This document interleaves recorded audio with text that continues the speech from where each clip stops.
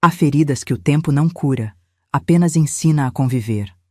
O silêncio pode ser uma prisão ou uma fortaleza. Depende de quem segura a chave. E eu, por quase 5 décadas, fui a única guardiã dos meus segredos. Bom dia, meus queridos. Sou Helena Aparecida Monteiro, tenho 79 anos. E hoje decidi abrir meu coração para compartilhar uma história que mantive enterrada por mais tempo do que muitos de vocês têm de vida.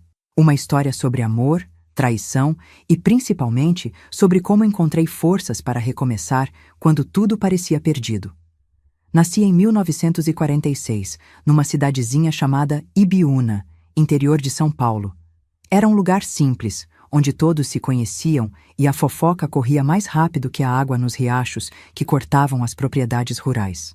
Meus pais, seu Antônio e Dona Cecília, eram pessoas simples e trabalhadoras. Papai era carpinteiro, daqueles que faziam móveis tão bonitos que até as famílias mais abastadas encomendavam. Mamãe cuidava da casa e complementava a renda fazendo doces que vendia na feira de domingo. Cresci entre o cheiro de madeira serrada e caldas de goiaba. Uma infância simples, mas cheia de amor. Nossa casa ficava num terreno pequeno, mas mamãe conseguia fazer milagres naquele quintal. Tínhamos pés de jabuticaba, acerola, um pequeno canteiro de hortelã e manjericão que perfumavam o ar nas manhãs quentes. As galinhas ciscavam livremente e, de vez em quando, se escondiam para chocar ovos longe dos nossos olhos vigilantes. Era uma vida modesta, mas nunca nos faltou o essencial. Éramos 3 irmãos, eu, a caçula, Sebastião, o mais velho, que seguiu os passos do meu pai na marcenaria, e Aparecida, a do meio, que se casou cedo e foi morar em Santos. Desde pequena, eu era diferente dos outros, sonhadora, inquieta, sempre com um livro debaixo do braço. Na escola, a professora Dona Matilde dizia que eu tinha voo de passarinho grande, que não ia me contentar com o horizonte limitado de Ibiúna, e não me contentei mesmo. Aos 18 anos, contra a vontade do meu pai, mas com o apoio silencioso da minha mãe, fui estudar em São Paulo. Consegui uma vaga no curso de magistério e uma prima distante me acolheu em sua casa na Vila Mariana. Lembro como se fosse hoje do dia que subi no ônibus com uma mala de papelão amarrada com barbante e os olhos ardendo de tanto chorar na despedida.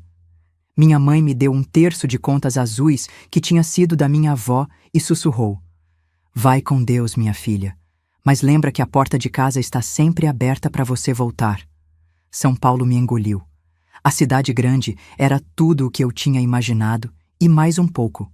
As ruas largas, os prédios que pareciam tocar o céu, os ônibus sempre cheios, o barulho que nunca cessava. Nos primeiros dias, me senti pequena, assustada, como um peixinho fora d'água. Mas logo me adaptei. O curso de magistério era meu sonho realizado. Sempre quis ser professora, desde que ajudava as crianças menores com as lições na escola de Ibiúna. Foram 2 anos intensos, estudando de manhã e trabalhando como babá à tarde para ajudar nas despesas. Formei-me em 1966, cheia de sonhos e planos. Consegui um emprego como professora primária numa escola municipal da periferia. O salário era pouco, mas me dava independência. Aluguei um quartinho numa pensão para moças e comecei minha vida de mulher independente, algo raro para a época. Foi nessa escola que conheci Carmen, uma colega professora que se tornaria minha grande amiga. Carmen era diferente de mim em quase tudo. Extrovertida, cheia de vida, sempre pronta para uma aventura. Foi ela que me convenceu, nas férias de julho de 1968, a fazer uma viagem para Ilhabela, no litoral norte. "Precisamos ver o mar, Helena. Você não pode ficar enfurnada nessa cidade de concreto nas férias." Ah, meus queridos, se eu pudesse voltar no tempo e dizer à jovem Helena o que aquela viagem representaria. Mas a vida não nos dá essas chances, não é mesmo? E talvez seja melhor assim. Se soubéssemos o futuro, perderíamos a coragem de vivê-lo. Ilhabela era um paraíso. O mar de um azul que doía nos olhos, as praias de areia branca, o cheiro de maresia que impregnava tudo. Ficamos hospedadas numa pequena pousada perto da Praia do Curral, administrada por um casal de portugueses. Nas manhãs, caminhávamos pela areia, coletando conchinhas. À tarde, tomávamos banho de mar e ríamos como crianças quando as ondas nos derrubavam. À noite, íamos até o centrinho da vila, onde havia um pequeno bar com música ao vivo. Foi numa dessas noites que vi Marcos pela primeira vez. Ele estava sentado com amigos numa mesa próxima à nossa, um rapaz alto, de cabelos castanhos ondulados e um sorriso que iluminava todo o rosto. Nossos olhares se cruzaram várias vezes e a cada vez sentia meu rosto esquentar. Carmen, percebendo meu interesse, não perdeu tempo. Com sua espontaneidade característica, logo puxou conversa com o grupo dele. E antes que eu percebesse, estávamos todos sentados juntos, conversando como velhos amigos. Marcos tinha 25 anos, era formado em agronomia e trabalhava nas terras da família em Campos do Jordão. Estava em Ilhabela para um breve descanso com amigos, antes de assumir novos projetos na fazenda do pai. Falava com paixão sobre técnicas de plantio, sobre as mudanças que queria implementar, sobre sua visão de uma agricultura mais moderna. Seus olhos brilhavam quando falava do futuro, e eu me via encantada não apenas por sua beleza, mas por sua inteligência e entusiasmo. Aquela noite se estendeu até as primeiras horas da manhã. Quando nos despedimos, Marcos pediu meu endereço em São Paulo, prometendo escrever. Voltei para a pousada flutuando, ignorando os comentários provocadores de Carmen. Olha só a professora certinha caindo de amores por um fazendeiro. Ela brincava. As férias terminaram, voltamos para a rotina em São Paulo, e eu tentei não criar expectativas. Afinal, promessas feitas em noites de verão raramente se cumprem na realidade fria do dia a dia. Mas para minha surpresa, 2 semanas depois, recebi a primeira carta de Marcos. Era uma carta longa, cheia de detalhes sobre sua vida em Campos do Jordão, sobre seus projetos, suas esperanças, e terminava com um pedido. Poderia me visitar em São Paulo no próximo final de semana? Ai, meus queridos, vocês não imaginam como meu coração disparou ao ler aquelas palavras. Se estão acompanhando minha história até aqui, façam uma vovó feliz e deixem nos comentários de que lugar estão me assistindo. Esta velha senhora aqui fica curiosa para saber até onde minha voz está chegando. E se puderem, deixem um like e se inscrevam no canal. Isso ajuda muito mais do que imaginam uma senhora de quase 80 anos a continuar compartilhando suas histórias. Onde eu estava? Ah, sim, a carta de Marcos. Respondi no mesmo dia com um sim entusiasmado, mas tentando parecer contida. Carmen me ajudou a escolher a roupa para o encontro. Um vestido azul claro, simples mas elegante, que ela insistia que combinava com meus olhos. Passei a semana inteira numa mistura de ansiedade e expectativa, contando os dias, as horas. Nosso primeiro encontro em São Paulo foi num domingo ensolarado de agosto. Marcos apareceu no endereço combinado pontualmente, com um buquê de margaridas nas mãos. Até hoje não sei como descobriu que eram minhas flores preferidas. Fomos ao Parque Ibirapuera. Caminhamos por horas, conversando como se nos conhecêssemos há anos. Ele contou sobre sua família, sobre como tinha voltado para Campos do Jordão após a faculdade para ajudar o pai nos negócios, mesmo tendo recebido propostas para trabalhar em grandes empresas. Falou da mãe, uma senhora discreta e religiosa, do irmão mais novo que estudava medicina no Rio de Janeiro. Eu, sempre reservada, me surpreendi falando sobre meus sonhos, sobre como queria fazer a diferença na vida das crianças que ensinava, muitas delas de famílias muito pobres. Contei da minha infância em Ibiúna, dos meus pais, da decisão de vir para a capital em busca de oportunidades. Falei dos meus medos e esperanças com uma franqueza que nunca tinha tido com ninguém. Aquele domingo se transformou em muitos outros. Marcos começou a vir para São Paulo quase todos os finais de semana. Íamos ao cinema, a exposições no MASP, a concertos no Teatro Municipal quando conseguíamos ingressos baratos. Ou simplesmente ficávamos na pequena lanchonete perto da minha pensão, tomando café e conversando por horas. Em poucos meses, estava completamente apaixonada. Foi em dezembro, durante um passeio no Jardim da Luz, que Marcos segurou minhas mãos e fez a pergunta que mudaria minha vida. Helena, você aceitaria conhecer minha família? Quero te apresentar aos meus pais. A proposta me pegou de surpresa. Conhecer os pais era um passo importante. Significava que nosso relacionamento estava ficando sério. Aceitei, claro, com uma mistura de alegria e apreensão. Como seria recebida? Eu, uma simples professora de escola pública, na casa de uma família tradicional de fazendeiros? Eles vão te adorar, Marcos garantiu, beijando minha testa. Como não adorariam? Você é perfeita. O Natal se aproximava, e combinamos que eu passaria o feriado em Campos do Jordão com a família dele. Contei a novidade para meus pais por carta, sem entrar em muitos detalhes, apenas dizendo que tinha conhecido um rapaz especial e que iria conhecer a família dele.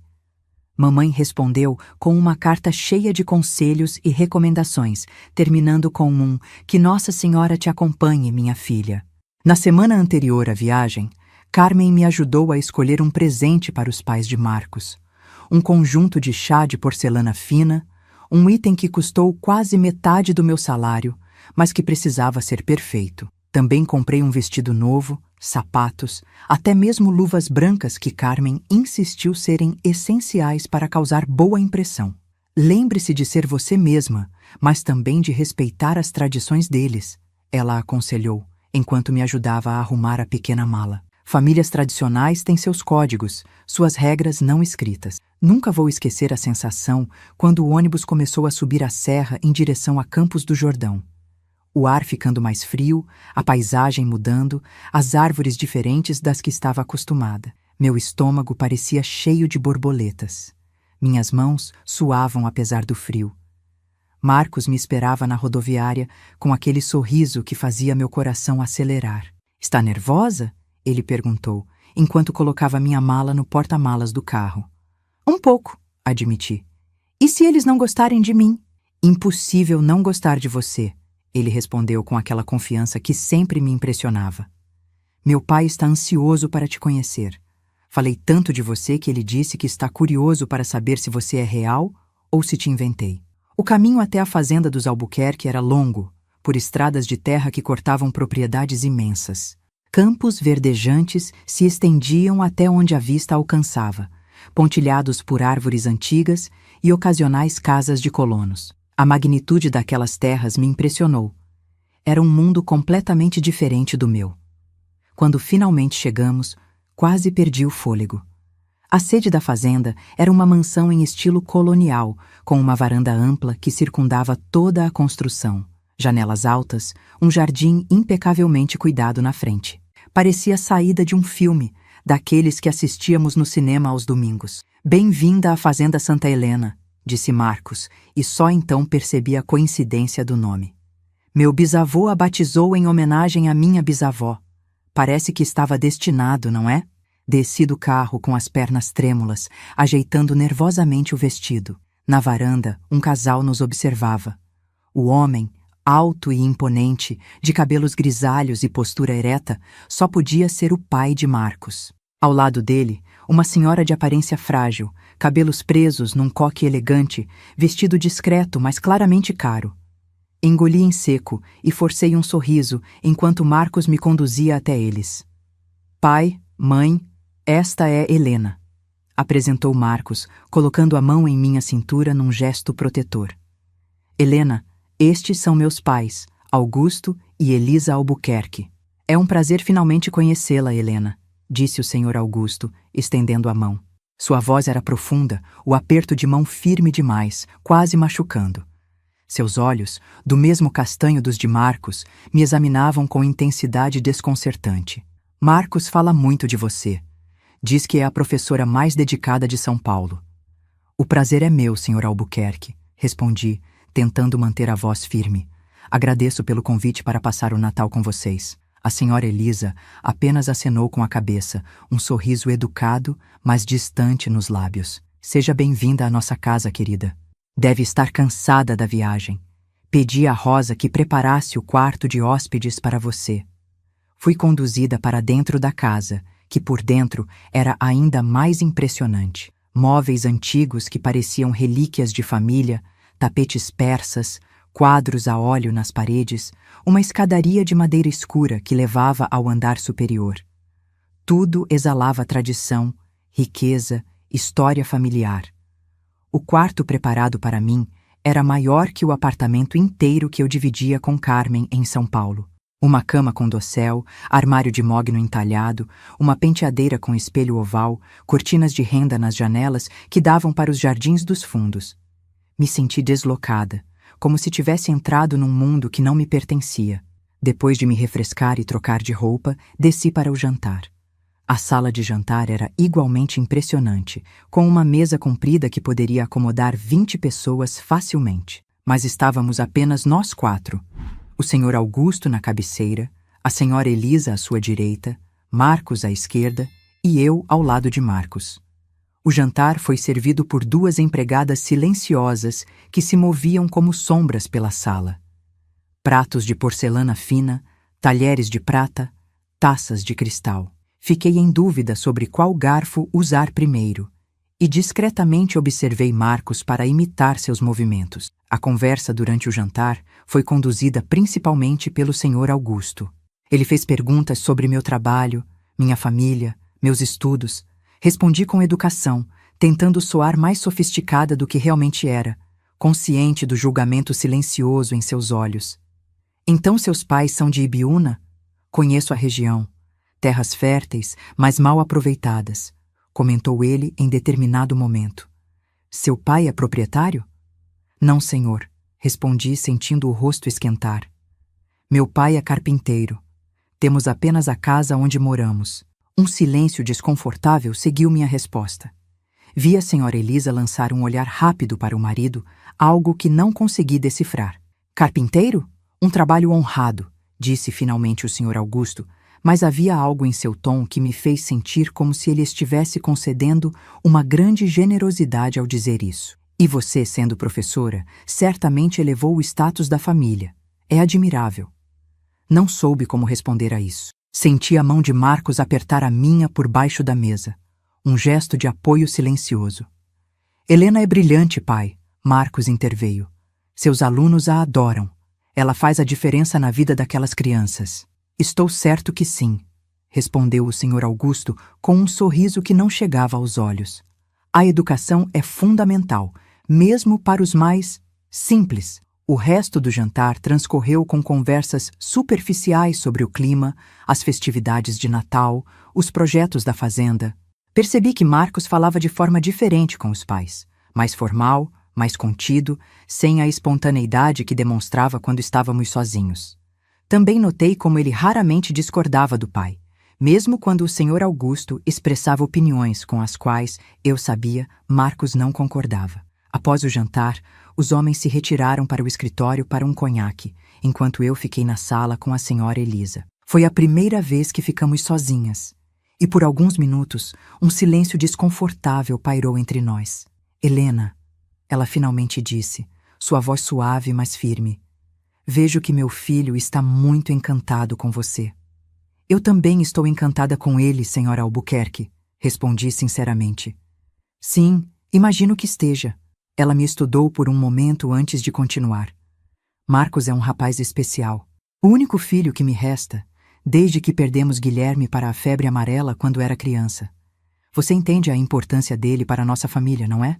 Claro que sim, respondi, não entendendo exatamente onde ela queria chegar. Os Albuquerque têm tradições, Helena. Valores que preservamos há gerações. Somos uma das famílias fundadoras desta região, sabia? Nosso nome carrega peso, responsabilidade. Ela fez uma pausa, como se escolhesse cuidadosamente as próximas palavras. Uma esposa Albuquerque tem deveres específicos. O principal deles é a lealdade absoluta à família. Entende o que estou dizendo? Um arrepio percorreu minha espinha. Havia algo em suas palavras, em seu olhar, que me deixou profundamente desconfortável. Mas sorri e assenti, não querendo parecer rude. Acho que sim, senhora Elisa. Toda família tem suas tradições. Exatamente. Ela sorriu, parecendo satisfeita com minha resposta. E a mais importante de todas é que nesta família respeitamos a autoridade do patriarca. Augusto é um homem de visão que construiu tudo isso. Sua palavra é final em todos os assuntos. Uma boa esposa Albuquerque entende isso e nunca, jamais, questiona essa autoridade. É assim que mantemos a harmonia, a prosperidade. Antes que pudesse responder, Marcos e seu pai retornaram à sala. A conversa mudou para tópicos mais leves, e logo nos despedimos para a noite. Enquanto subia as escadas para meu quarto, as palavras da senhora Elisa ecoavam em minha mente. Havia algo nelas que me incomodava profundamente, mas na minha ingenuidade, interpretei como apenas os conselhos ultrapassados de uma senhora tradicional. Aquela foi a primeira de muitas visitas à fazenda Santa Helena. Nos meses que se seguiram, Marcos e eu nos aproximamos cada vez mais. Ele vinha a São Paulo quase todos os finais de semana, e eu, ocasionalmente, ia a Campos do Jordão. A cada visita, sentia-me um pouco mais parte daquele mundo, mesmo que nunca completamente à vontade. O Sr. Augusto continuava a me tratar com uma mistura de condescendência e avaliação constante, enquanto a Sra. Elisa intensificava seus conselhos sobre como ser uma boa esposa. Uma esposa Albuquerque sempre se veste adequadamente, mesmo em casa, ela dizia enquanto me mostrava o jardim de rosas que cultivava. Sempre se comporta com decoro, nunca levanta a voz, nunca contradiz o marido em público. Ou então, o lugar de uma mulher é ao lado do marido, apoiando suas decisões, criando um lar harmonioso onde ele possa descansar das pressões do mundo. Eu ouvia educadamente, às vezes concordando, às vezes mudando de assunto. No fundo, achava aquilo tudo antiquado, fruto de uma geração diferente. Estava certa de que Marcos não esperava esse tipo de submissão de mim. Afinal, ele valorizava minha independência, minha carreira, minhas opiniões. Quando estávamos sozinhos em São Paulo, éramos parceiros iguais, discutindo livros, política, o futuro. Só que cada vez mais notava como Marcos mudava quando estávamos na fazenda. Como se transformava na presença do pai, tornando-se quase uma pessoa diferente. O rapaz progressista que defendia reformas agrárias em nossas conversas em São Paulo calava-se quando o pai falava das invasões de terra pelos comunistas. O homem que respeitava minhas opiniões e valorizava minha independência parecia concordar silenciosamente quando sua mãe falava sobre o lugar da mulher. Uma noite, depois de um jantar particularmente tenso, onde o Sr. Augusto tinha feito comentários depreciativos sobre meu trabalho com crianças carentes, "Você desperdiça seu talento com esses meninos que nunca chegarão a nada, Helena", confrontei Marcos no jardim. "Por que você nunca discorda do seu pai? Mesmo quando ele diz coisas que sei que você não acredita?" Marcos suspirou, passando a mão pelos cabelos, um gesto que eu já conhecia, que indicava seu desconforto. "Você não entende como as coisas funcionam aqui, Helena. Meu pai, ele é um homem difícil, mas sábio à sua maneira. Construiu tudo isso do nada. Merece respeito. Respeito não significa concordar com tudo, Marcos. Em São Paulo, você tem opiniões tão diferentes." "São Paulo é São Paulo. Aqui é diferente." Ele segurou minhas mãos, seu olhar suplicante. "Por favor, Helena, entenda. Aqui em casa, a palavra do meu pai vem primeiro. Você precisa entender isso para ser feliz conosco." Aquela frase deveria ter sido um alerta, um sinal vermelho brilhante no meu caminho. Mas eu estava tão apaixonada, tão cega pelo que acreditava ser amor, que interpretei como apenas mais uma peculiaridade daquela família tradicional. Acreditei que, quando tivéssemos nossa própria casa, nossa própria vida, essa dinâmica ficaria para trás. Que tola eu fui! Que perigosamente ingênua! Em março de 1969, Marcos me pediu em casamento. Foi num domingo, no mesmo banco do Parque Ibirapuera, onde tínhamos tido nosso primeiro encontro em São Paulo. Ajoelhou-se na minha frente, tirou uma caixinha de veludo do bolso e dentro dela estava um anel de diamante que certamente custava mais que tudo que eu possuía. "Helena Aparecida", ele disse, com aquele sorriso que ainda fazia meu coração disparar. "Você me faria o homem mais feliz do mundo, aceitando ser minha esposa?" Disse sim, sem hesitação, lágrimas escorrendo pelo rosto, o coração transbordando de felicidade. Naquele momento, tudo parecia perfeito, o futuro brilhante e promissor. Marcos falou de nossos planos. Viveríamos numa casa na propriedade, mas separada da casa principal. Eu poderia continuar ensinando, talvez numa escola em Campos do Jordão. Teríamos filhos, uma vida feliz. Nas semanas que se seguiram, fui envolvida num turbilhão de preparativos para o casamento. A senhora Elisa assumiu o controle de praticamente tudo. A cerimônia seria na capela da fazenda, a recepção nos jardins, o vestido seria feito pela costureira mais renomada da região. Eu tentava opinar, mas meus desejos eram sutilmente ignorados ou modificados para se adequarem à tradição Albuquerque. Querida, confie em mim, dizia a senhora Elisa quando eu questionava alguma decisão. Sei exatamente o que é melhor para um casamento Albuquerque. É importante fazer tudo corretamente. Meus pais, quando os apresentei formalmente à família de Marcos, pareciam pequenos e deslocados na grandiosidade da fazenda. Papai, sempre tão confiante em sua carpintaria, parecia encolher na presença do Sr. Augusto. Mamãe, nervosa, quase derrubou sua xícara de chá. Mas foram educados, agradecidos pelo bom partido que eu tinha arranjado, deslumbrados com a riqueza e o status da família que eu estava prestes a integrar. Sua filha está dando um grande passo, Sr. Antônio, disse o Sr. Augusto, com aquele mesmo tom condescendente que usava comigo. Os Albuquerque sempre cuidam dos seus. Ela nunca mais precisará se preocupar com nada. Quanto mais se aproximava o grande dia, mais crescia uma inquietação dentro de mim. Tentei ignorá-la, atribuindo ao nervosismo natural de noiva. Mas havia algo mais, algo que não conseguia nomear, um pressentimento que tentava me alertar. Na véspera do casamento, durante o jantar na fazenda, notei algo estranho. Um olhar trocado entre o Sr. Augusto e Marcos, algo que não consegui decifrar. E depois, o Sr. Augusto fez um brinde que, na época, apenas me pareceu formal demais.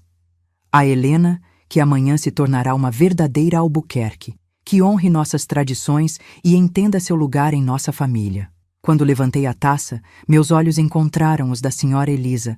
Havia algo em seu olhar, tristeza, piedade, que por um momento me deixou gelada. Mas então, Marcos segurou minha mão por baixo da mesa e afastei aquela sensação perturbadora. O grande dia chegou, ensolarado e perfeito. A capela estava decorada com flores brancas, os convidados, majoritariamente amigos e familiares dos Albuquerque, lotavam os bancos de madeira. Meu vestido, um modelo tradicional com renda e pérolas, fazia-me parecer uma princesa de conto de fadas. Caminhei pelo corredor ao som do órgão, de braço dado com meu pai, que parecia prestes a chorar de orgulho. Marcos me esperava no altar, lindo em seu terno escuro, os olhos brilhando ao me ver. Tudo parecia um sonho, o ápice da felicidade. O que eu não sabia, enquanto trocávamos votos e alianças, era que aquele dia marcaria não o início de um conto de fadas, mas o começo do meu pesadelo. Um pesadelo que começaria poucas horas depois, quando estivéssemos finalmente sozinhos como marido e mulher. Mas isso, meus queridos, é uma parte da história que preciso de um pouco mais de coragem para contar. Uma parte que, por quase 50 anos, guardei apenas para mim, trancada no porão mais escuro da minha memória. A festa de casamento foi esplêndida, como tudo que os Albuquerque faziam. Mesas elegantemente decoradas espalhadas pelos jardins da fazenda, orquídeas brancas em arranjos sofisticados, champanhe francês servido em taças de cristal, um buffet que misturava pratos tradicionais brasileiros com iguarias internacionais. Os convidados, mais de 300, a maioria desconhecida para mim, circulavam pelo espaço, homens em ternos impecáveis, mulheres em vestidos que certamente custavam uma fortuna.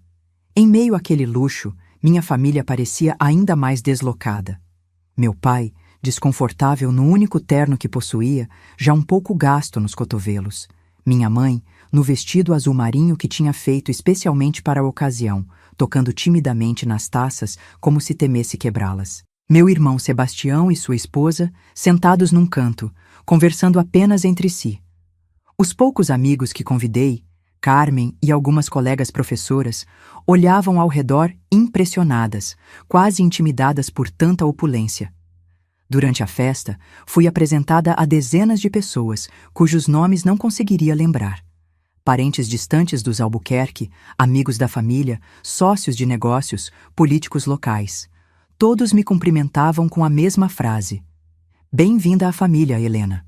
É uma honra recebê-la entre nós", como se eu estivesse sendo admitida numa espécie de clube exclusivo, um círculo fechado ao qual poucos tinham acesso. O senhor Augusto circulava entre os convidados como um rei em sua corte, recebendo cumprimentos, distribuindo apertos de mão firmes, ocasionalmente tocando meu ombro quando me apresentava a alguém importante. Esta é Helena, a nova senhora Albuquerque, dizia com um orgulho que me parecia mais relacionado ao seu sobrenome do que a mim.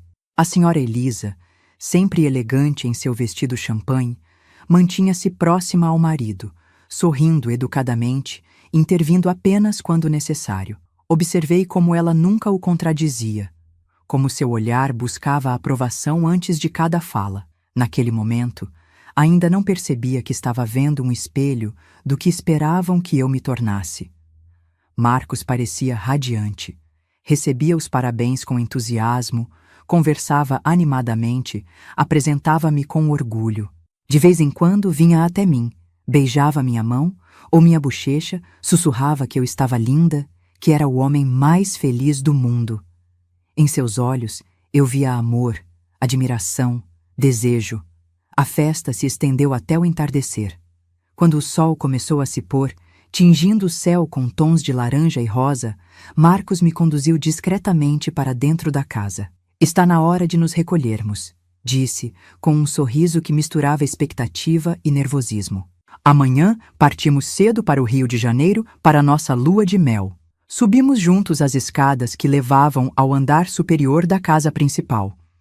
Não iríamos para a casa prometida na propriedade. Aquela ainda estava em reforma, não ficaria pronta antes de nosso retorno da lua de mel. Por enquanto, ficaríamos em um quarto na mansão principal, o antigo quarto de Marcos, agora adaptado para o casal. O quarto era amplo, decorado em tons de verde e dourado. Uma cama king-size dominava o espaço, coberta com lençóis de algodão egípcio e uma colcha de seda bordada. Grandes janelas davam para os jardins dos fundos, agora iluminados apenas pelas luzes decorativas da festa que continuava lá embaixo. Fiquei parada no meio do quarto, subitamente tímida. Era nossa noite de núpcias, o momento com que toda noiva sonha. Marcos se aproximou, me abraçou por trás, seus lábios roçando meu pescoço. Finalmente sozinhos, murmurou, suas mãos encontrando minha cintura. Mal posso acreditar que você é minha esposa agora. Virei-me em seus braços, encontrando seus lábios com os meus. O beijo começou suave, depois tornou-se mais intenso, cheio de promessas do que viria a seguir. Marcos começou a desfazer os pequenos botões nas costas do meu vestido, seus dedos trêmulos de antecipação. Foi então que ouvimos uma batida na porta, firme, autoritária. Marcos congelou, as mãos ainda nas minhas costas. Vi uma mudança imediata em seu rosto, o desejo substituído por algo que parecia medo. Quem é? Perguntei confusa. Meu pai, Marcos respondeu, a voz subitamente tensa. Afastou-se de mim, ajeitando a gravata, passando as mãos pelo cabelo. Espere aqui. Ele foi até a porta, abriu apenas o suficiente para falar com quem estava do outro lado. Ouvi murmúrios, não consegui distinguir as palavras. Quando Marcos se virou para mim novamente, seu rosto estava pálido, tenso. Helena, disse, a voz estranhamente formal. Meu pai gostaria de falar conosco. Um assunto importante. Agora? Na nossa noite de núpcias? Marcos apenas assentiu, os olhos evitando os meus. Abriu a porta completamente.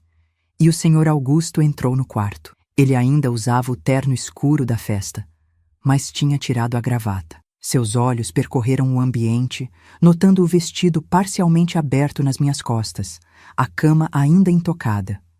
Boa noite, Helena, disse, com aquela voz profunda que sempre me causava um desconforto inexplicável. Peço desculpas por interromper, mas há um assunto que precisa ser tratado antes que prossigam. Ajeitei nervosamente o vestido, sentindo-me exposta, vulnerável. Claro, senhor Augusto. Do que se trata? Ele caminhou pelo quarto, as mãos atrás das costas, como se inspecionasse o local. Parou junto à janela, olhando para os jardins lá embaixo, antes de se virar para nós. Helena, você agora é uma Albuquerque, e ser um Albuquerque significa honrar tradições que remontam a gerações. Sua voz era calma, medida, mas havia algo nela que me arrepiava. Algumas dessas tradições podem parecer antiquadas para os padrões modernos, mas são o que nos mantém fortes, unidos como família. Olhei para Marcos, buscando alguma explicação, mas ele mantinha os olhos fixos no chão, as mãos ligeiramente trêmulas ao lado do corpo. Senhor Augusto, comecei, tentando manter a voz firme. Não tenho certeza de entender o que quer dizer. É simples, minha querida. Ele se aproximou, parando a apenas alguns passos de mim. Seu perfume forte, uma mistura de colônia cara e o cigarro que costumava fumar após as refeições, invadiu minhas narinas. Na família Albuquerque, existe uma tradição que remonta aos primeiros dias desta fazenda. Uma tradição que simboliza a continuidade da linhagem, a transferência de poder, a lealdade da nova geração à antiga. Meu coração acelerou, um pressentimento terrível começando a se formar. Que tradição! Foi quando o Senhor Augusto colocou a mão no meu rosto, um toque que deveria parecer paternal, mas que me causou repulsa imediata. O patriarca da família tem o direito e o dever de ser o primeiro a receber a nova mulher que entra para o clã Albuquerque. O ar pareceu sumir dos meus pulmões. Por um momento, achei que tinha ouvido errado, que estava entendendo mal suas palavras. Olhei para Marcos, esperando que ele risse, que dissesse que era algum tipo de piada bizarra. Mas Marcos não ria. Seu rosto estava uma máscara de resignação, de vergonha, de aceitação silenciosa. Isso é absurdo, consegui dizer finalmente, dando um passo para trás, afastando-me do toque do Senhor Augusto. Você não pode estar falando sério. Helena, a voz de Marcos soou estranhamente distante. Por favor, entenda. É apenas uma tradição. Aconteceu com minha mãe, com minha avó, com todas as mulheres que entraram para a família. É como as coisas são feitas aqui. Não conseguia acreditar no que estava ouvindo. Olhei de um para o outro, buscando qualquer sinal de que aquilo era uma brincadeira cruel, um teste bizarro de lealdade. Marcos, minha voz saiu como um sussurro desesperado. Você não pode concordar com isso. Não pode esperar que eu... É apenas uma noite, Helena. Ele respondeu, ainda sem me olhar nos olhos. Depois, seremos apenas nós dois. Para sempre. Por favor, não torne isso mais difícil. Senti as lágrimas queimando meus olhos, a bile subindo pela minha garganta. Naquele momento, percebi a extensão da armadilha em que tinha caído. As palavras da senhora Elisa sobre tradições e lealdade à família assumiram um significado terrível, claro como cristal. Os olhares trocados durante o jantar na véspera do casamento. A insistência em que eu entendesse meu lugar na família. Eu não vou fazer isso, declarei, minha voz finalmente encontrando alguma firmeza. Isso é doentio, é criminoso. Vou embora daqui agora mesmo. Dei um passo em direção à porta, mas o Sr. Augusto foi mais rápido. Agarrou meu braço com força suficiente para deixar marcas, seus dedos afundando na minha pele. Acho que você não entendeu, minha querida, disse, sua voz agora perdendo a suavidade, assumindo um tom duro, quase cruel. Não é uma questão de escolha, é uma questão de honra, de dever. Se você recusar, estará desonrando não apenas a mim, mas a Marcos, a toda a família Albuquerque. Pense bem se é isso que deseja no seu primeiro dia como esposa. Olhei para Marcos, suplicante. Por favor, não deixe isso acontecer. Me ajude. Mas Marcos apenas desviou o olhar. Uma lágrima solitária escorrendo pelo seu rosto. Eu sinto muito, Helena. É apenas uma noite. Depois eu prometo seremos felizes, como planejamos. Naquele momento, entendi a extensão da covardia de Marcos, da corrupção daquela família, da armadilha em que tinha caído por amor. Percebi que o homem que achava conhecer, o homem que tinha amado, era apenas uma fachada, uma ilusão que desmoronava diante dos meus olhos. Deixarei vocês a sós por alguns minutos, disse o Sr. Augusto soltando meu braço, para que possam conversar. Voltarei logo, e espero encontrar uma noiva mais compreensiva. Ele saiu do quarto, fechando a porta suavemente atrás de si. Assim que ficamos sozinhos, virei-me para Marcos. A raiva, a decepção, o horror transbordando em lágrimas. Como você pôde? Como pôde me trazer para isso? Me deixar chegar até aqui sem me contar? Eu queria te contar, ele murmurou, ainda sem me olhar nos olhos. Mas sabia que você não entenderia, que talvez desistisse do casamento. E eu te amo tanto, Helena. Não podia perder você. Amor? A palavra saiu como uma acusação. Isso não é amor, Marcos. Amor protege, respeita, honra. O que você está fazendo é colaborar com um crime. Não é um crime, é uma tradição, ele insistiu, mas sua voz faltava convicção. Todas as mulheres da família passaram por isso. Minha mãe, minhas tias, minhas primas quando se casaram. E isso torna certo? Todas essas mulheres foram... Nem conseguia completar a frase. O horror da realização me sufocando. Foi só uma vez, Marcos continuou, como se tentasse convencer a si mesmo tanto quanto a mim. Depois, elas tiveram vidas normais, felizes, famílias, filhos. Como você pode saber se foram felizes? Você já perguntou a elas? Já viu nos olhos delas quando olham para seu pai, para seus maridos que não as protegeram? Marcos finalmente ergueu o olhar, seus olhos vermelhos encontrando os meus. O que você quer que eu faça, Helena? Ele é meu pai, é o chefe da família. Tudo que temos, tudo que somos, devemos a ele. Eu quero que você seja um homem, gritei, sem me importar se alguém ouviria. Quero que me proteja, que me respeite o suficiente para não me entregar como um objeto para seu pai.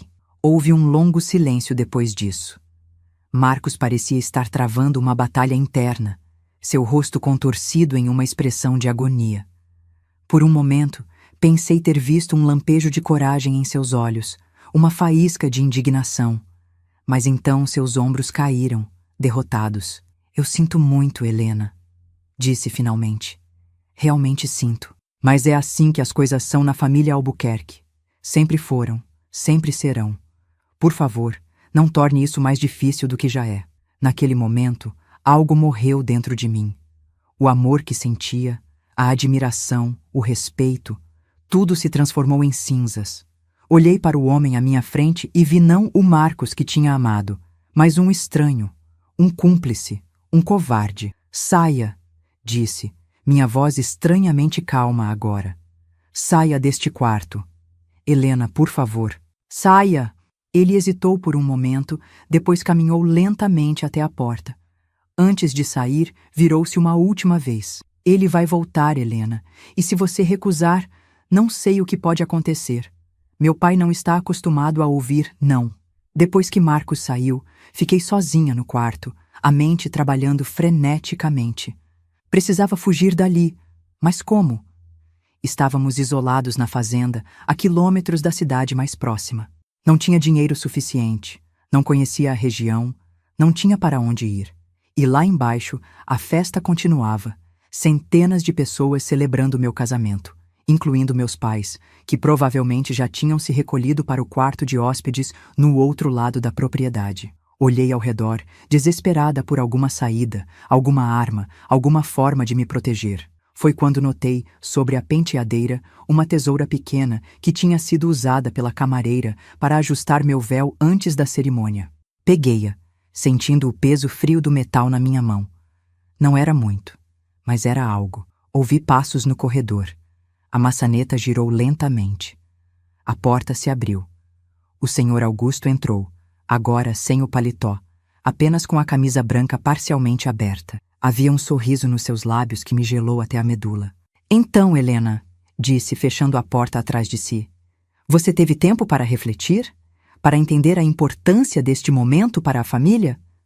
Apertei a tesoura com mais força, escondendo-a nas dobras do vestido. Não vou fazer isso, declarei, minha voz surpreendentemente firme. Não importa o que diga, o que ameace. Não sou um objeto que você pode reclamar como algum tipo de direito feudal. Ele riu, um som que me causou arrepios. Marcos disse que você era educada, inteligente. Isso torna tudo mais interessante. Deu um passo em minha direção. Mas no final, minha querida, todas cedem. Todas entendem que é mais fácil aceitar do que lutar. Dei um passo para trás, sentindo a borda da cama contra minhas pernas. Fique longe de mim. Ou o quê? Ele avançou mais, agora a apenas um braço de distância. Vai gritar? E quem virá? Marcos? Ele sabe o que está acontecendo aqui. Todos sabem. E todos aceitam, porque assim são as coisas na família Albuquerque. Naquele momento, uma clareza gelada tomou conta de mim. Percebi que ele estava certo. Ninguém viria em meu socorro. Estava sozinha contra um sistema que existia há gerações, um sistema de abuso e silêncio que tinha corrompido todos ao seu redor. Agora, seja uma boa menina e facilite as coisas, continuou ele, estendendo a mão para tocar meu rosto. Prometo ser gentil, se você colaborar. Foi quando tirei a tesoura do esconderijo entre as dobras do vestido. Toque em mim, e juro que vou cravar isto no seu pescoço. Seus olhos se arregalaram momentaneamente, não de medo, mas de surpresa. Depois, estreitaram-se perigosamente. Você realmente não entende com quem está lidando, não é? Acha que uma tesoura de costura vai me deter? Avançou subitamente, agarrando meu pulso com força brutal, torcendo até que a tesoura caísse no chão com um ruído metálico. A dor fez lágrimas brotarem nos meus olhos, mas me recusei a chorar, a mostrar fraqueza. Você pode me forçar, disse, olhando-o diretamente nos olhos. Mas saiba que no momento em que fizer isso, não serei mais uma Albuquerque. No momento em que colocar as mãos em mim, vai transformar seu filho em viúvo. Ele parou, a mão ainda apertando meu pulso. O que quer dizer? Quero dizer que vou me matar, respondi, a voz trêmula mas determinada. Se me tocar, juro pela memória da minha avó que vou me matar esta noite, e todos saberão o porquê. Escreverei em meu sangue se for preciso, para que todos saibam que tipo de tradição vocês mantêm. Algo mudou em seu olhar. Um cálculo sendo feito, um risco sendo avaliado. Finalmente soltou meu pulso, dando um passo para trás. Você tem coragem, devo admitir. Mais do que esperava. Ele me estudou por um longo momento, como se me visse pela primeira vez. Talvez haja outra maneira de resolver isso. Não há nada para resolver, respondi, esfregando o pulso dolorido. Não haverá acordo, não haverá negociação. Ou você sai deste quarto agora, ou amanhã estarão enterrando seu filho e a esposa dele. Um silêncio tenso se estendeu entre nós. Podia ver a raiva nos olhos dele, a incredulidade de alguém que não estava acostumado a ter sua vontade contrariada. Mas também via algo mais, um cálculo frio, pragmático. Muito bem, disse finalmente. Esta noite você venceu. Mas lembre-se, Helena, você agora é parte desta família. E mais cedo ou mais tarde, vai entender que ninguém desafia os Albuquerque sem consequências. Com isso, ele saiu do quarto, fechando a porta com força atrás de si. Assim que fiquei sozinha, minhas pernas fraquejaram. Caí sentada na cama, tremendo incontrolavelmente, a adrenalina abandonando meu corpo e deixando apenas exaustão e horror. Não sei quanto tempo fiquei assim, paralisada, tentando processar o que tinha acabado de acontecer, o que quase tinha acontecido. Quando a porta se abriu novamente, dei um salto, pronta para lutar novamente. Mas era Marcos quem entrava, o rosto pálido, os olhos vermelhos de quem tinha chorado. Helena, ele começou, a voz quase um sussurro. Você está bem? Meu pai disse que vocês conversaram. Conversamos? Ri, um som histérico que não reconheci como meu. É assim que você chama o que aconteceu aqui? Uma conversa? Ele disse que você ameaçou se matar, e ameacei. E teria cumprido. Você me conhece tão pouco assim, Marcos? Acha que eu me submeteria àquilo? Que aceitaria ser violada como parte de alguma tradição doentia? Ele se aproximou, hesitante, como se temesse minha reação. Helena, eu sinto muito. Eu realmente sinto. Não sabia que você reagiria assim, que seria tão difícil. Difícil? A palavra saiu como uma acusação. Você acha que foi difícil para mim ser quase estuprada pelo seu pai na minha noite de núpcias, com a sua cumplicidade? Marcos encolheu-se como se tivesse levado um tapa. Não foi assim que eu vi. Não era isso que... Deus, Helena, todas as outras mulheres da família aceitaram. Nunca pensei que você seria diferente. Então você realmente acredita que elas aceitaram? Que não foram coagidas, ameaçadas, forçadas como eu quase fui? Olhe para sua mãe, Marcos. Olhe nos olhos dela e diga que ela aceitou de boa vontade. Um silêncio pesado caiu entre nós. Marcos parecia estar vendo algo pela primeira vez, como se uma venda tivesse sido removida de seus olhos. O que fazemos agora? Perguntou finalmente. Não existe nós depois disso, Marcos. Não existe um agora. Acabou. Amanhã cedo vou embora daqui e nunca mais vou olhar para trás. Não pode ir, ele disse, um tom de desespero em sua voz. Você é minha esposa agora, legalmente, perante Deus. Um papel e algumas palavras não significam nada depois do que aconteceu esta noite. O casamento não foi consumado. Será anulado. Meu pai nunca permitirá, ele advertiu, os olhos arregalados. Ele tem influência, poder. Pode tornar sua vida impossível. Deixe que tente, respondi, uma nova determinação crescendo dentro de mim. Prefiro enfrentar a ira dele como uma mulher livre do que viver um dia sequer como escrava nesta casa. Marcos parecia derrotado, perdido. Passou as mãos pelo rosto, pelos cabelos, como se buscasse uma solução que não existia. O que devo dizer a ele? A todos, diga o que quiser. Diga que sou louca, histérica, ingrata. Não me importo mais com o que você ou sua família pensam de mim. Ele assentiu lentamente, como se aceitasse a inevitabilidade da situação. Vou dormir em outro quarto esta noite. De manhã resolveremos isso. Depois que ele saiu, tranquei a porta e empurrei uma pesada cômoda contra ela. Não confiava em ninguém naquela casa, muito menos nas fechaduras que poderiam ter várias cópias de chaves circulando. Passei a noite acordada, sentada numa poltrona próxima à janela, a pequena tesoura firmemente segura na mão. Não chorei. Não havia lágrimas suficientes para expressar o que sentia. A traição, o horror, a raiva fria que agora ocupava o lugar onde antes existia amor. Em vez disso, planejei. Pensei em cada passo que daria na manhã seguinte, em como escaparia daquele lugar, em como reconstruiria minha vida depois daquela noite terrível.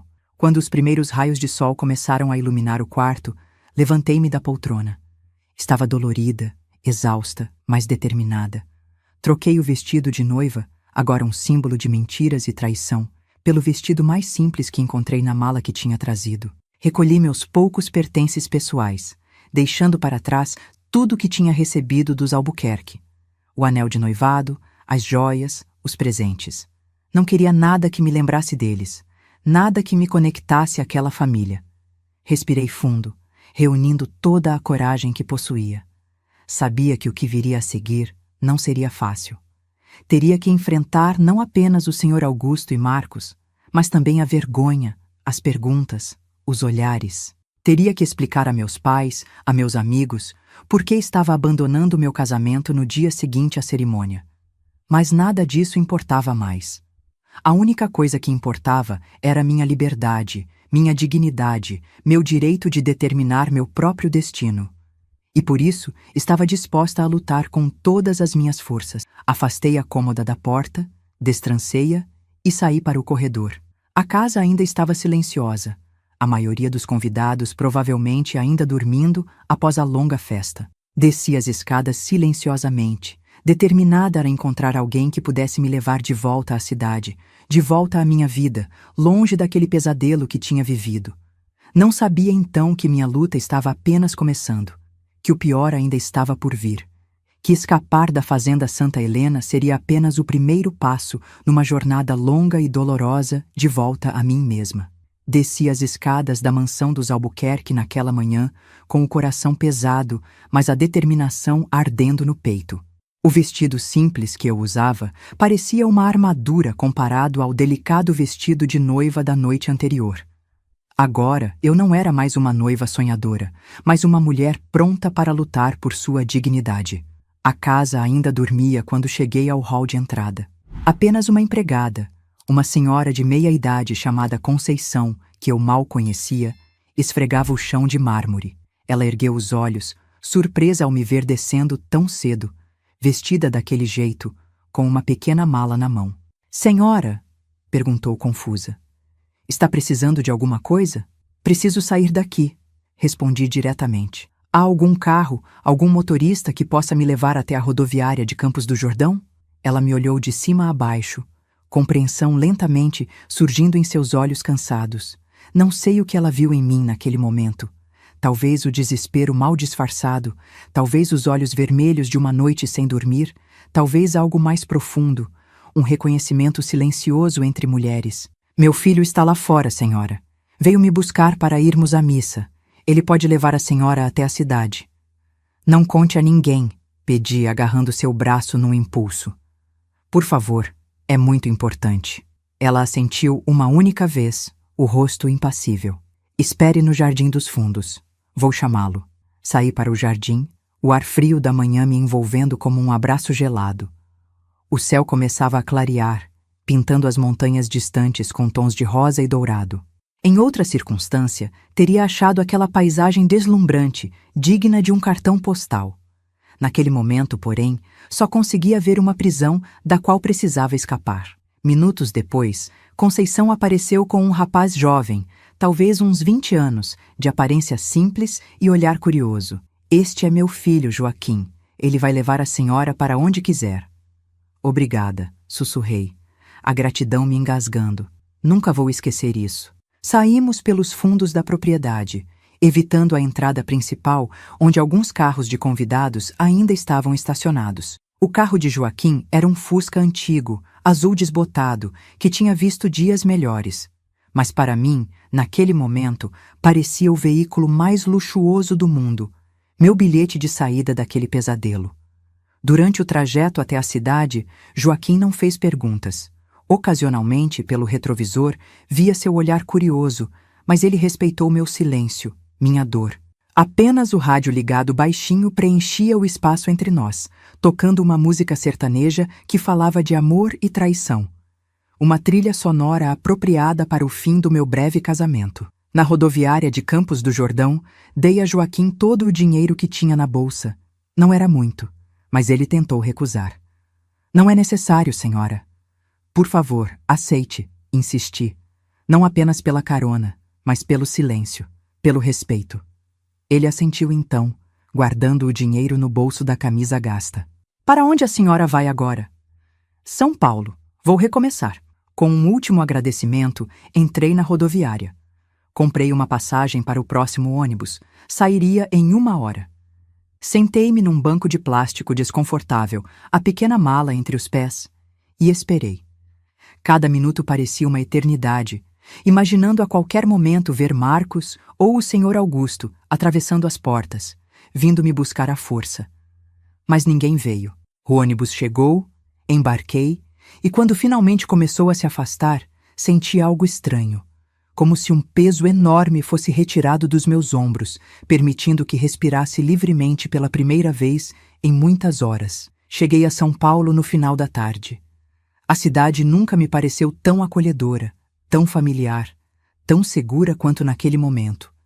Peguei um táxi diretamente para o apartamento de Carmen, o único lugar onde tinha certeza de ser bem recebida sem muitas perguntas. Quando abriu a porta e me viu, vestida de forma simples, com uma mala pequena, os olhos inchados de quem não dormiu, Carmen simplesmente me abraçou, forte, longo, daqueles abraços que curam por dentro.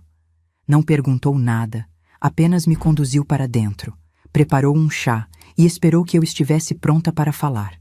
E eu falei. Contei tudo. A tradição doentia dos Albuquerque, a covardia de Marcos, minha noite de terror, minha fuga ao amanhecer. Carmen ouviu em silêncio, o horror crescendo em seus olhos, suas mãos ocasionalmente apertando as minhas em apoio silencioso. Meu Deus, Helena, disse finalmente quando terminei. Isso é monstruoso. Precisamos denunciar, chamar a polícia. E quem acreditaria em mim? Respondi, a amargura evidente na minha voz. Os Albuquerque são poderosos. Têm conexões políticas, amigos influentes. Seria minha palavra contra a deles. E no fim, eu seria apenas mais uma mulher histérica, inventando histórias para explicar o fim do próprio casamento. Carmen não insistiu, mas vi em seus olhos que não concordava completamente. Naquela noite, dormi no sofá de seu pequeno apartamento, embalada pelo barulho distante do trânsito de São Paulo. Um som que, surpreendentemente, me trouxe conforto após a quietude opressiva da fazenda. Nos dias que se seguiram, enfrentei o que talvez tenha sido o desafio mais difícil: contar aos meus pais. Pedi a Carmen que os convidasse para seu apartamento, sabendo que precisaria desse terreno neutro, desse apoio silencioso da minha amiga. Quando chegaram, o choque nos rostos deles ao me verem ali, e não na lua de mel como esperavam, quebrou meu coração. Contei uma versão editada da verdade, que tinha descoberto algo terrível sobre a família Albuquerque, algo que tornava impossível continuar casada. Não entrei em detalhes específicos. Não podia fazer isso com eles, especialmente com minha mãe. Disse apenas que Marcos não era o homem que eu pensava, que sua família tinha tradições com as quais eu não podia compactuar. Mas, filha, meu pai perguntou, confuso, o que vão dizer na cidade? O que diremos aos vizinhos, aos parentes? Digam o que quiserem, pai, que fui eu quem desistiu, que não estava pronta, que tive medo. Qualquer coisa é melhor que a verdade. Minha mãe, sempre mais perceptiva, me olhava com algo além da confusão. Havia compreensão em seus olhos, como se intuísse o que eu não estava dizendo. O que precisar, minha filha, estaremos aqui, sempre. A vida seguiu, de alguma forma. Uma semana depois, voltei à escola onde lecionava. A diretora, surpreendentemente, não fez perguntas quando pedi para retornar antes do previsto, cancelando a licença que tinha solicitado para a lua de mel. Talvez tenha visto em meus olhos que era melhor não perguntar. As crianças, ao menos, não sabiam o suficiente para questionar. Para elas, eu era apenas a professora Helena, a mesma de sempre, que lia histórias com vozes engraçadas e sabia explicar matemática de um jeito que todos entendiam. Sua inocência, sua alegria simples, foram um bálsamo para minha alma ferida. 1 mês se passou, depois 2. Comecei a pensar que talvez tivesse escapado, que os Albuquerque tinham decidido deixar-me em paz, esquecer a professora louca que tinha fugido na manhã seguinte ao casamento. Consegui alugar um pequeno apartamento no Brás, um bairro simples mas honesto. Retomei minha rotina, minhas aulas, minha independência. E então, numa tarde de junho, ao voltar da escola, encontrei-o esperando na porta do meu prédio. Marcos, mais magro do que me lembrava, olheiras profundas sob os olhos, um ar derrotado que nunca tinha visto nele antes. Helena, disse simplesmente quando me aproximei. Precisamos conversar. Pensei em ignorá-lo, em passar direto, em chamar por ajuda. Mas algo em seu olhar, uma dor genuína, uma vergonha que parecia consumi-lo por dentro, me fez parar.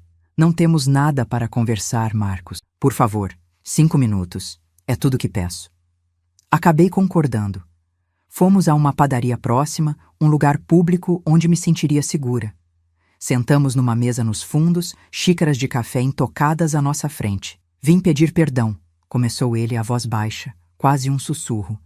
Sei que não mereço, que o que fiz, o que permiti que acontecesse, é imperdoável. Mas preciso que saiba o quanto me arrependo. Fiquei em silêncio, esperando que continuasse, incapaz de oferecer qualquer conforto, qualquer absolvição. Depois que você partiu, eu confrontei meu pai. Pela primeira vez na vida, um sorriso triste apareceu em seus lábios. Deveria ter visto a cara dele quando entrei no escritório e exigi explicações. Quando perguntei como podia fazer aquilo, como todos podiam permitir que aquela tradição continuasse. E o que ele disse? Perguntei, apesar de mim mesma, curiosa sobre a reação do homem que tinha me causado tanto medo, tanto ódio. Disse o que sempre diz, que eu era fraco, que não entendia o que significava ser um Albuquerque, que estava decepcionado comigo. Marcos suspirou profundamente. Mas, desta vez, suas palavras não tiveram o mesmo efeito. Pela primeira vez, vi meu pai como realmente é. Não o patriarca respeitado, o homem de negócios bem-sucedido, mas um tirano, um predador que se esconde atrás de palavras como tradição e família. Não disse nada. Parte de mim queria acreditar nele, queria ver algum vislumbre do homem que tinha amado, mas a desconfiança, a dor, ainda estavam frescas demais. Saí de casa, continuou ele. Estou morando em São Paulo agora, num apartamento pequeno na Lapa. Encontrei trabalho numa empresa agrícola. Nada comparado ao que tinha na fazenda, mas é honesto, é meu. Por que está me contando isso, Marcos? O que quer de mim? Nada, respondeu rapidamente. Não vim pedir uma segunda chance, nem que volte para mim. Sei que isso é impossível depois do que aconteceu. Vim te libertar. Me libertar? Ele tirou um envelope do bolso interno do paletó e o colocou sobre a mesa. São os papéis da anulação do nosso casamento. Já assinei minha parte. Meu advogado disse que, como não foi consumado, será relativamente simples, sem escândalos, sem detalhes sórdidos nos documentos oficiais. Olhei para o envelope como se contivesse algo precioso e perigoso ao mesmo tempo. A liberdade oficial, legal, o fim formal daquele breve e traumático capítulo da minha vida. E seu pai? Ele permitiu isso? Não pediu permissão, Helena. Não dessa vez. Havia uma firmeza nova em sua voz, um traço de coragem que não reconheci. Ele ameaçou, claro. Disse que me deserdaria, que me destruiria.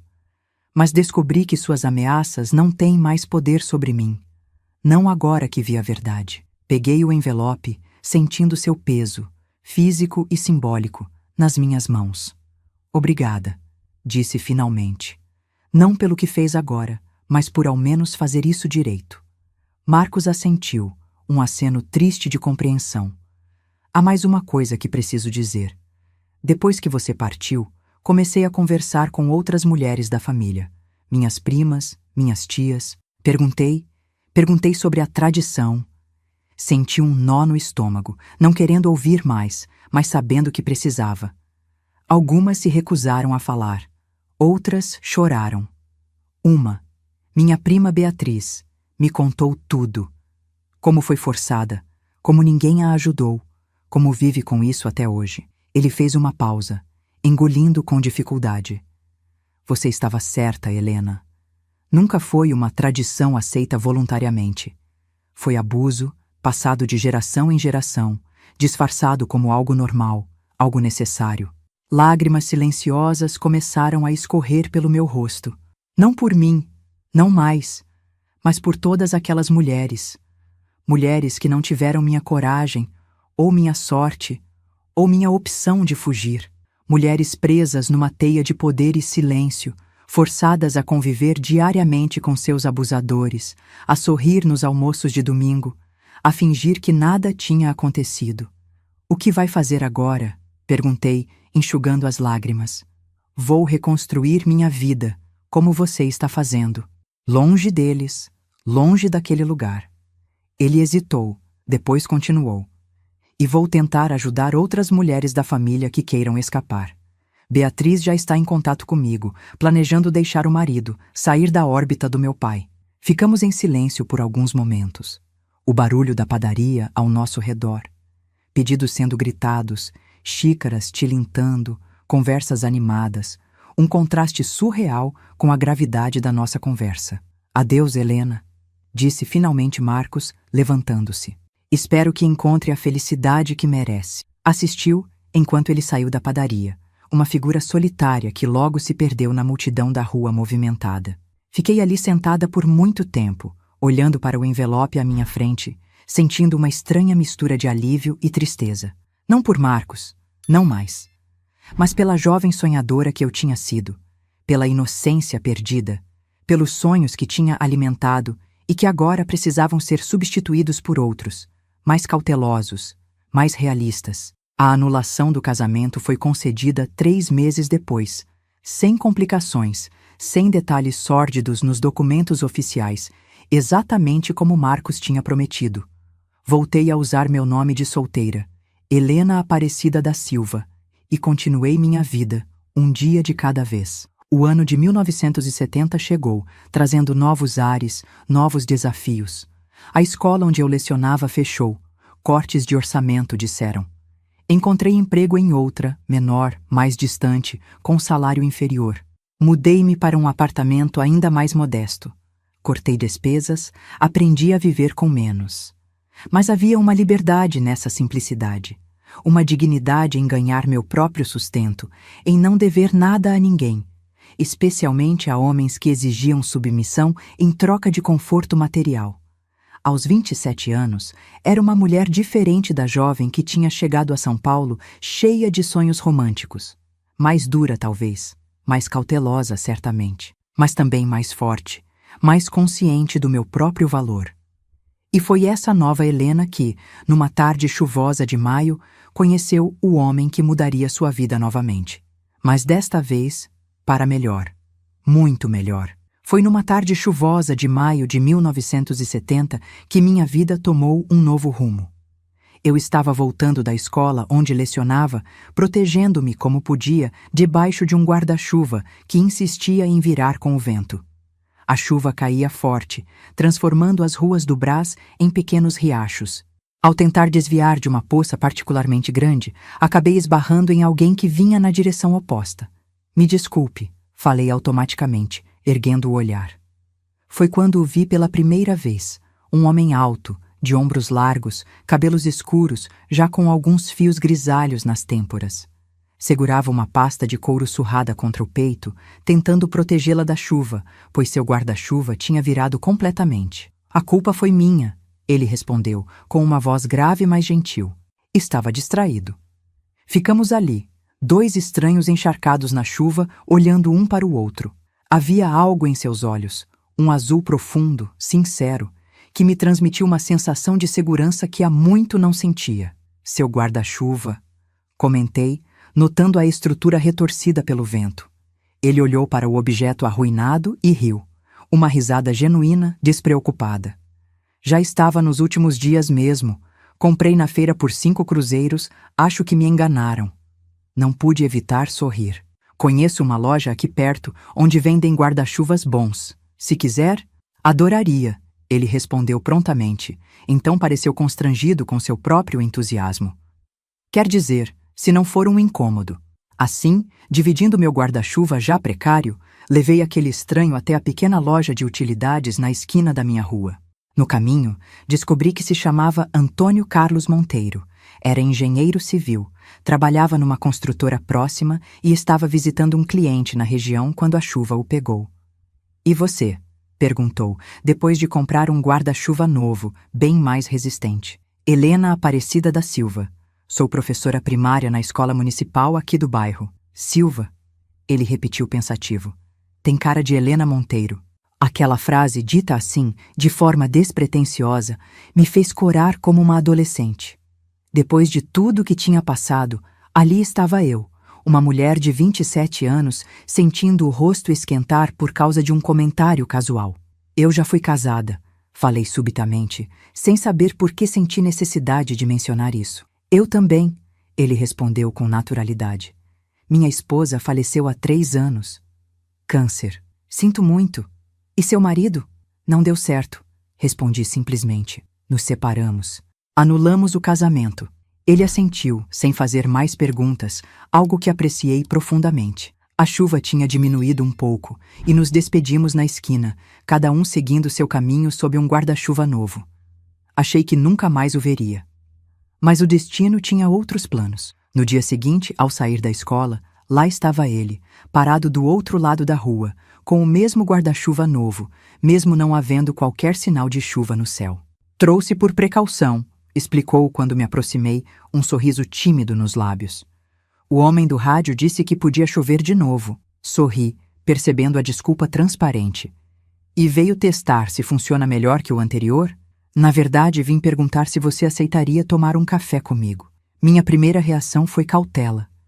Depois da experiência com Marcos, tinha jurado a mim mesma que nunca mais me deixaria levar por palavras doces ou sorrisos encantadores. Mas havia algo diferente em Antônio Carlos, uma honestidade simples, uma transparência que me intrigava. Um café, concordei finalmente. Só um café.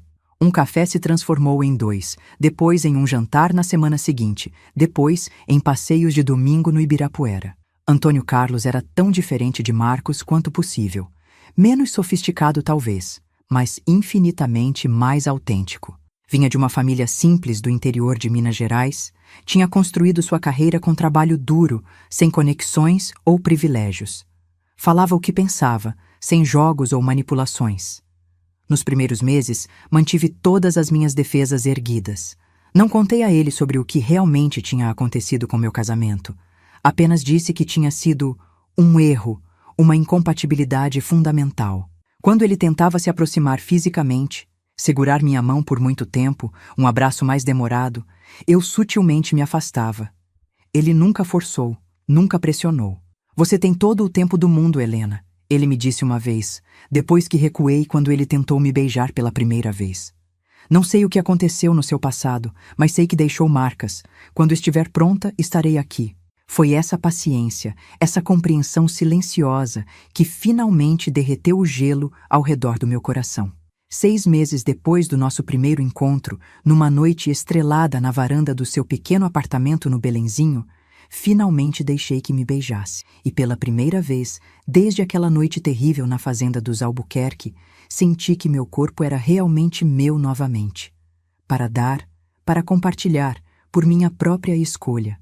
Nosso relacionamento progrediu lentamente, respeitosamente. Antônio Carlos tinha uma filha de seu primeiro casamento. Mariana, uma menina adorável de 5 anos que morava com a avó materna. Aos domingos, ela vinha passar o dia com o pai e, gradualmente, comecei a participar desses encontros.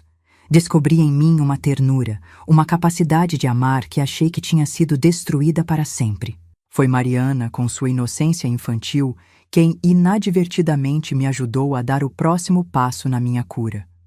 Numa tarde de domingo, enquanto fazíamos bolinhos de chuva na cozinha de Antônio Carlos, ela subitamente perguntou: "Tia Helena, você vai ser minha nova mamãe?" A pergunta me pegou desprevenida. Olhei para Antônio Carlos, que observava a cena com uma mistura de constrangimento e esperança.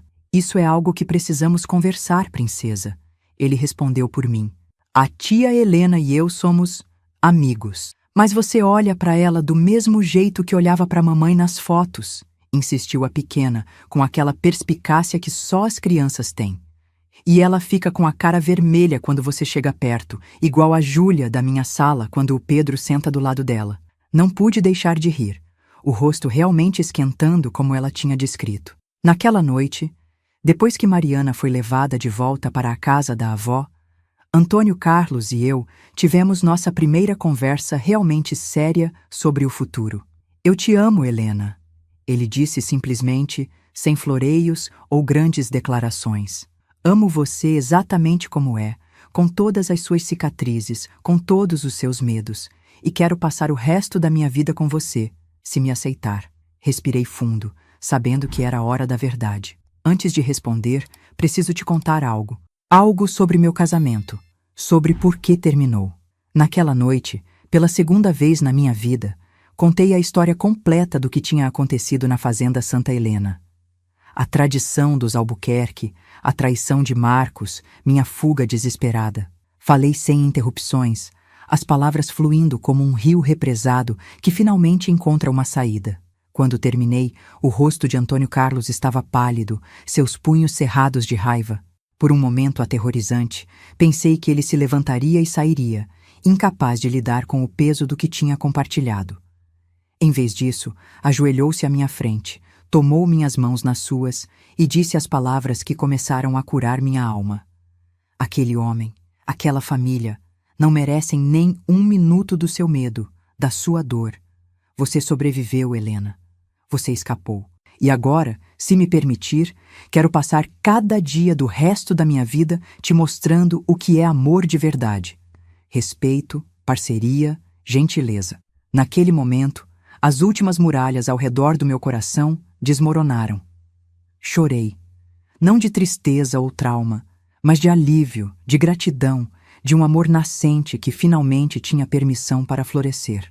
Nos casamos em julho de 1971, numa cerimônia simples no cartório, seguida de um almoço na casa da minha mãe em Ibiúna. Apenas família próxima e alguns amigos, incluindo Carmen, que chorou mais que todos durante a cerimônia. Não houve vestido de noiva elaborado, nem festa grandiosa, nem demonstrações de riqueza ou status. Apenas 2 pessoas comprometidas uma com a outra e uma menininha de 6 anos jogando pétalas de rosas sobre nós quando saímos do cartório. Nossa vida juntos começou num apartamento modesto no Tatuapé. 2 quartos, uma sala pequena, uma cozinha onde mal cabíamos os dois ao mesmo tempo. Eu continuei lecionando, agora numa escola particular que pagava um pouco melhor. Antônio Carlos foi promovido a gerente de projetos na construtora, o que nos deu um pouco mais de estabilidade financeira. Mariana passou a ficar conosco durante a semana, voltando para a avó apenas nos finais de semana. Em 1972, descobri que estava grávida. A notícia me encheu de uma mistura de alegria e terror. Parte de mim temia que não soubesse ser mãe, que os traumas do passado, de alguma forma, interferissem na minha capacidade de amar plenamente uma criança. Antônio Carlos, como sempre, entendeu sem que eu precisasse explicar. Você já é a melhor mãe que Mariana poderia ter, ele me lembrou, acariciando minha barriga ainda plana. Nossa criança terá a mesma sorte. Pedro nasceu em novembro daquele ano. Um bebê robusto, de bochechas rosadas e uma fome insaciável. Quando o coloquei no peito pela primeira vez, senti um amor tão avassalador que quase me assustou. Como poderia caber tanto amor dentro de um coração humano? 2 anos depois, veio Júlia, delicada como uma boneca de porcelana, com os olhos azuis do pai.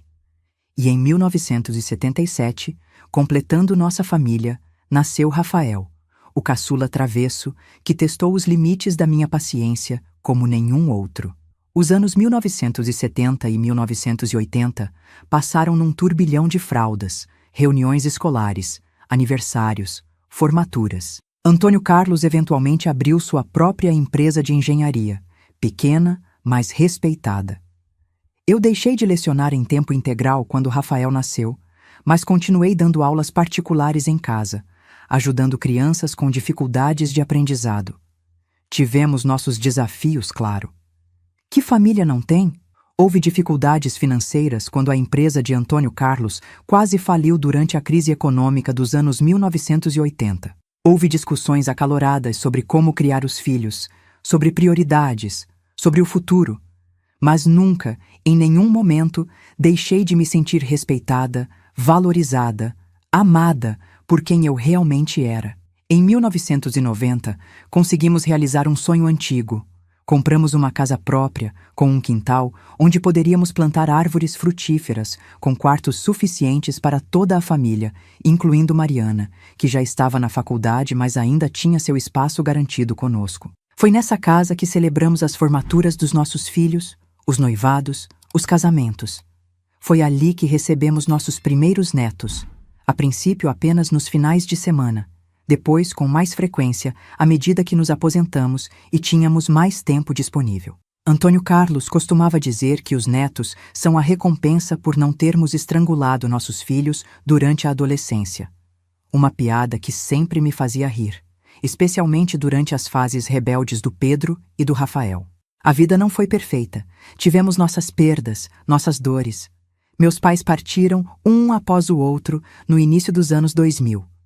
A mãe de Antônio Carlos, uma senhora durona do interior de Minas que nunca demonstrava afeto abertamente, mas sempre enchia a geladeira quando nos visitava, faleceu em 2005. Amigos adoeceram, alguns partiram cedo demais, e então, em 2015, o golpe mais duro. Antônio Carlos foi diagnosticado com Parkinson. A doença progrediu lentamente no início, permitindo que mantivéssemos uma vida quase normal por alguns anos. Mas gradualmente, os tremores pioraram, a rigidez aumentou, a mobilidade diminuiu. Tornei-me sua cuidadora principal, aprendendo a administrar medicamentos, a ajudá-lo com as atividades diárias que antes eram automáticas, a decifrar suas necessidades quando a fala se tornou mais difícil. Nossos filhos ajudavam quando podiam, mas tinham suas próprias famílias, seus trabalhos, suas vidas. Não foi fácil. Houve dias de desespero, noites de lágrimas silenciosas depois que ele adormecia. Mas nunca, nem por um momento, considerei aquilo um fardo. Era simplesmente minha vez de cuidar dele, como ele tinha cuidado de mim tantas vezes ao longo de nossa vida juntos. Nas noites em que a insônia o atormentava, eu ficava acordada também, contando histórias da nossa vida juntos, relembrando o dia em que nos conhecemos na chuva, o nascimento de cada um dos nossos filhos, as viagens que fizemos quando as crianças já estavam crescidas, a primeira vez que vimos o mar juntos em Ubatuba, aquela ida maluca à Foz do Iguaçu no nosso Chevette velho, que quase não aguentou a viagem, o cruzeiro que fizemos no nosso aniversário de 25 anos de casados. Você me deu a vida que eu nunca soube que poderia ter. Ele me disse certa noite, sua voz trêmula, mas os olhos azuis ainda vívidos, ainda cheios daquele amor que tinha me salvado tantos anos antes. Cada dia ao seu lado foi um presente, Helena. Antônio Carlos partiu em uma manhã de primavera de 2020, em casa, como queria, com todos nós ao seu redor. Segurei sua mão até o último suspiro, agradecendo silenciosamente pelo meio século que tivemos juntos, pelas memórias que construímos, pela família que criamos. O luto foi profundo, intenso, às vezes quase insuportável, mas também foi repleto de gratidão, de celebração por uma vida bem vivida, um amor bem cultivado. E aos poucos, com o apoio dos filhos, dos netos, dos amigos, aprendi a viver nesse novo capítulo, sozinha, mas carregando comigo tudo o que Antônio Carlos me ensinou sobre amor, força e dignidade. E assim, chego aos meus 79 anos, olhando para trás com a sabedoria que só o tempo pode trazer. Vejo a jovem assustada que fugiu de uma fazenda numa manhã fria, determinada a preservar sua dignidade a qualquer custo. Vejo a mulher que encontrou um amor verdadeiro quando menos esperava. Vejo a mãe, a avó, a professora, a esposa, a cuidadora, todos os papéis que desempenhei, todas as versões de mim mesma que existiram ao longo desta jornada. Sei agora que aquela noite terrível na fazenda Santa Helena, embora tenha deixado cicatrizes, não me definiu. Foi apenas um capítulo numa história muito maior, muito mais rica. Uma história de resiliência, de recomeços, de escolhas corajosas. Se há algo que aprendi nestes quase 8 décadas de vida, é que somos muito mais do que nossos piores momentos. Somos a soma de todas as nossas decisões, grandes e pequenas. Somos os amores que escolhemos, as mãos que seguramos nos momentos difíceis, os sorrisos que compartilhamos nas alegrias. Hoje, vivo numa casa menor, mais adequada para uma senhora viúva. Meus filhos vêm me visitar regularmente, meus netos me ligam para pedir conselhos ou apenas conversar, meus bisnetos enchem a casa de alegria quando vêm passar as tardes comigo. Tenho meu jardim, meus livros, minhas memórias. Tenho a certeza de uma vida bem vivida, apesar de todos os obstáculos. E tenho vocês, meus queridos, que ouviram pacientemente esta história que guardei por tanto tempo. Se ela tocou seu coração de alguma forma, peço que deixem um like neste vídeo e se inscrevam no canal. E não se esqueçam de entrar no nosso grupo de WhatsApp. O link está na descrição abaixo. Lá compartilhamos todos os dias histórias reais de outras vovós como eu, mulheres que transformaram suas dores em força e encontraram seu próprio caminho para a felicidade. A você que está assistindo, de onde quer que esteja, quero dizer, não importa o que tenha acontecido no seu passado, você sempre pode escrever um novo capítulo. Sempre pode recomeçar. A vida é generosa em nos dar segundas chances, se tivermos a coragem de aceitá-las. Esta velha senhora aqui é a prova viva disso. E se eu pude encontrar meu caminho de volta à luz depois da escuridão, você também pode. Com amor, Helena Aparecida Monteiro.